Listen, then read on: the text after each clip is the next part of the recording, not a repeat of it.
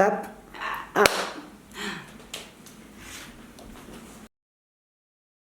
Pourquoi as-tu appelé les petites explorations un centre de mieux-être? Finalement, très vite, cette notion de mieux-être par rapport au bien-être. C'est peut-être une toute petite différence a priori, mais au fil de mes formations, puisque j'ai commencé à me former tardivement par rapport à d'autres, je me suis retrouvée très régulièrement en situation, en formation de yoga ou même en formation de shiatsu, étant la plus vieille. Notamment, je me souviens de formations de yoga où, voilà, des formations où on est pendant 2-3 mois en compagnie de très jeunes filles, de très jeunes gens, ce qui est très d'ailleurs stimulant.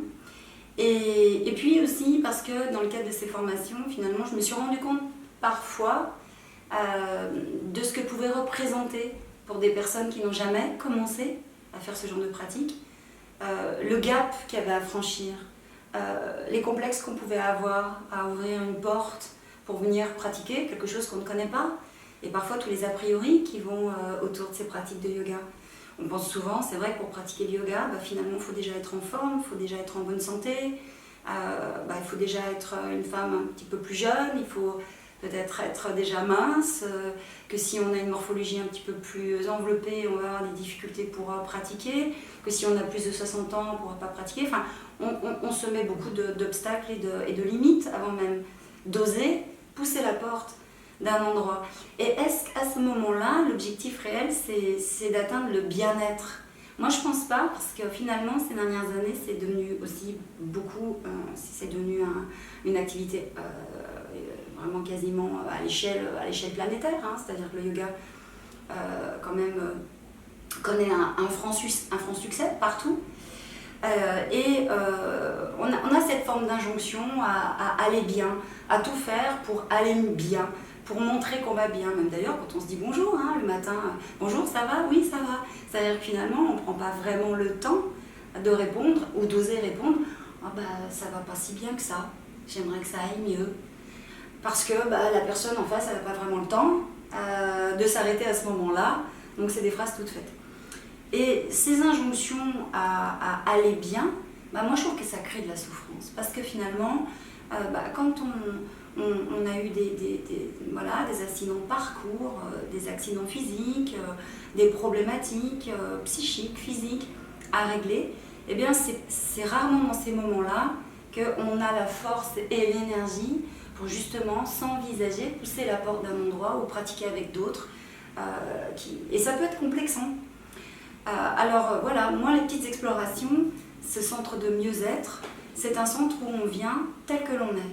On vient avec ses limites, on vient avec ce qu'on pense être ses souffrances du moment, et puis on vient explorer différentes pratiques, comme sur un chemin, où on va collecter, récolter, cueillir quelques outils, peu importe, que ce soit parce qu'il n'y a pas que du yoga, il y a de la méditation, de la sophrologie, du qigong, du pilate adapté, du shiatsu. Il y a beaucoup d'ateliers pour les enfants aussi, pour leur permettre justement de s'éclore déjà très jeunes sur ce chemin de l'éveil corporel, de l'éveil à l'esprit, de l'éveil à soi tout simplement. On vient comme on est, on récolte les outils, il y a toujours des petits outils, il y a toujours des petits millimètres de bénéfices pour pouvoir avancer sur un chemin où, alors on n'atteint pas forcément le bien-être, en tout cas pas tout de suite, mais on atteint quelque chose qui est extraordinaire, qui est cette capacité d'apprendre à être soi, d'apprendre à s'écouter, d'apprendre à éteindre les bruits, l'agitation environnante, et venir justement se rendre compte que toutes les réponses sont à l'intérieur. Même si on en doute, même si le lendemain, on a déjà oublié ce qu'on a ressenti la veille, c'est vraiment quelque chose qui se construit pas à pas. Et sur ce chemin-là, cette véritable rencontre avec soi, c'est souvent le départ de quelque chose qui est beaucoup plus bénéfique pour nous d'une manière globale. C'est une équipe de combien de personnes? Comment ça va s'organiser? Est-ce que c'est accessible à tout le monde? Parce qu'on ne parle pas d'argent, mais voilà, effectivement, tu dis qu'à un moment donné, tout le monde devrait pouvoir franchir cette porte. C'est ça. En se disant qu'il peut aussi faire du yoga comme tout le monde ou faire d'autres activités, mais financièrement, comment ça se passe? Alors déjà par rapport à l'équipe, c'est vrai que moi j'ai la chance de reprendre un centre qui existe déjà avec ce que j'appelle une boîte au trésor, c'est-à-dire qu'il y a déjà tous ces intervenants qui sont là et qui étaient là bien avant moi et qui ont déjà leur public. Et puis bon, moi j'en ai fait rentrer également de nouveaux. Et voilà, avec spécifiquement des mercredis full enfants, c'est-à-dire avec des activités uniquement dédiées aux enfants. Ça, c'est une des caractéristiques du nouveau planning. Mais également avec des activités qui commencent très tôt le matin pour des personnes qui travaillent à proximité, qui ne travaillent pas forcément à proximité, mais qui aiment pratiquer très tôt le matin avant de s'engager dans leurs activités du quotidien. Donc des activités dès 7h du matin. Et puis aussi de nouvelles pratiques comme la sophrologie collective, des pratiques comme le qigong, des pratiques également comme le breathwork, donc des pratiques une pratique très intense sur la respiration. Bon, il y a plein de nouvelles surprises qui jaillissent cette année. Donc j'ai vraiment cette chance-là. Concernant l'accessibilité, j'ai déjà la chance de reprendre un lieu qui se trouve vraiment à 2 pas du métro Valmy, donc en plein cœur de Vèze, un quartier que j'aime beaucoup, que je connais depuis toute jeune, puisque j'ai fait mes études et j'avais un appartement dans ce quartier qui a beaucoup changé, mais qui est toujours aussi vibrant et populaire. Et moi, j'envisage vraiment ce centre comme étant un centre de proximité, un centre justement populaire. Un centre où, on n'a pas forcément... Alors, il y a différents tarifs, il y a différentes offres, parce qu'il y a des personnes qui sont nomades. Moi, dans mon public, j'ai beaucoup de personnes qui sont à la retraite et qui en profitent pour filer arpenter de nouveaux territoires dès le mois d'avril, dès qu'il commence à faire beau. Donc, qui n'ont pas envie de prendre un abonnement annuel parce que c'est pas très bénéfique pour eux. Donc, il y a des tarifs justement typiquement pour ces personnes-là. Il y a des tarifs que j'ai appelés cigales, parce que c'est vrai que parfois on a les moyens, parfois on les a pas, ça dépend des mois, ça dépend de la saisonnalité. Il y a des fois il y a des impôts, il y a des fois il y a la rentrée, il y a plein de choses.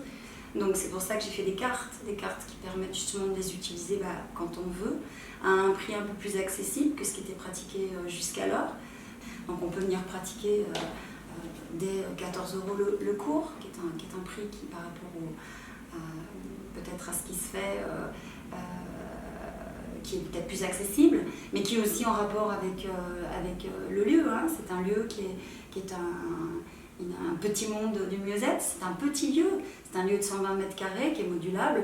La salle de pratique, c'est une salle qui est pour 10 personnes maximum, parce que c'est des intervenants, et moi j'adore ça, avoir le temps aussi, de vraiment passer du temps avec chacun durant le cours. Donc de ne pas être dans l'anonymat au sein d'une salle, d'être vraiment en contact direct avec l'instructeur. Moi j'aime venir faire quelques points, donc les points d'acupuncture qu'on pratique en shiatsu mais en digipression. J'aime beaucoup le faire dans mes cours de yin. Donc voilà, c'est important ce rapport à l'autre et ce privilège. Et je trouve que le privilège doit être accessible. Voilà.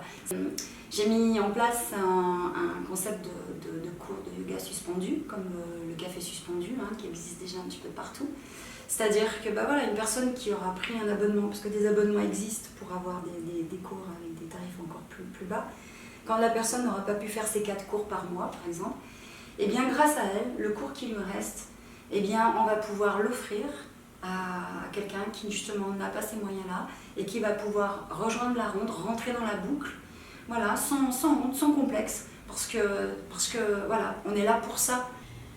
Et comment te sens-tu à quelques semaines de l'ouverture? Eh bien, je me sens vernie par la vie. Vraiment, je me sens vernie, quoi.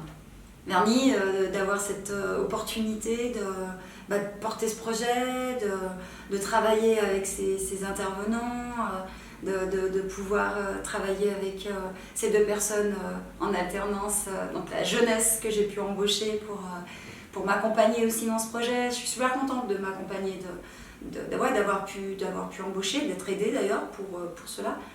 Je me sens vernie.